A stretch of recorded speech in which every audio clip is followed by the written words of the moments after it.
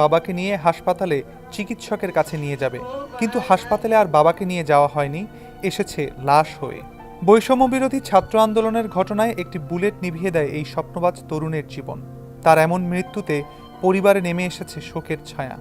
18 জুলাই রামপুরায় রাতে বাসার সামনের গলিতে বের হলে আইনশৃঙ্খলা রক্ষাকারী বাহিনীর গুলিতে আহত হয়ে 19 জুলাই সকাল 11টায় চিকিৎসাধীন অবস্থায় মারা যান তিতুমির কলেজের স্নাতকোত্তর শিক্ষার্থী মোহাম্মদ মামুন মাতবর। সত্যি আমাদের নিজেদের হোটেল? হ্যাঁ, ইডেন বে আমাদের নিজেদের hotel. Any time check in, any time check out. Eden Bay, a concern of Bhaiya Hotels. অপারেশনে যখন নিচে তখন দেখলাম যে আস্তে আস্তে আসলে নিঃশ্বাসটা মানে ওই যে একটা থাকে ওইটা আস্তে আস্তে বন্ধ হয়ে যাচ্ছে। তো তারা বললো যে এই একটা লাইফ সাপোর্টে নিতে হবে। তো আমাদের ধারণা যে লাইফ সাপোর্টে নিলে হয়তো বা আমার ভাই ফিরে আসবে। তো লাইফ সাপোর্টে নিচে নেওয়ার পরে আধা ঘন্টা 1 ঘন্টা পরে বলছে যে ভালো মন্দ খবর দিবে। তো আধা ঘন্টা 1 ঘন্টা পরে যখন ওনার টিম আইসা বললো যে এই কী বলছে আসলে এটা আমি জানি না, কারণ আমি ওই সময় থেকে আমি মানে রুমমেটের অবস্থা দেখে আমি বুঝি যে মনে হয় আমার ভাই নাই। তো আমি চিৎকার দিয়ে আমি ওই জায়গায় জ্ঞান শূন্য হয়ে যায়। আহাজারি করতে করতে নিহত মামুনের মা হেনা বেগম জানান, 18 জুলাই সন্ধ্যার দিকে মামুনের বাবা অসুস্থ দেখে খোঁজ খবর নিতে ফোন করেছিল।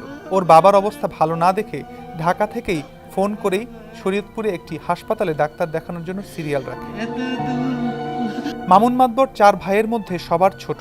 পরিবারের আর্থিক অসচ্ছলতার কারণে মামুনের বড় 3 ভাই কেউ তেমন উচ্চশিক্ষা গ্রহণ করতে পারেনি। মামুন স্কুল জীবন থেকে পড়াশোনার পাশাপাশি অন্যের জমিতে কাজ করে নিজের পড়াশোনার খরচ জোগাতেন।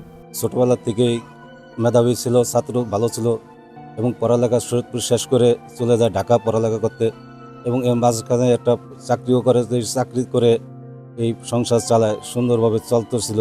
এর ভিতরে হঠাৎ এই দুর্ঘটনা ঘটে তার নিহত। কষ্ট করে বাবা তোমারে তো মানুষ করছিলাম। ইন্টারমিডিয়েট কমপ্লিট করার পরে ঢাকা সরকারি তিতুমির কলেজে অনার্সে ভর্তি হয়। সেখানে পড়াশোনার পাশাপাশি সে ফ্রিল্যান্সিং করতো। ওই ফ্রিল্যান্সিং করে তার পরিবারকেও চালাইতো আর নিজেও চলতো।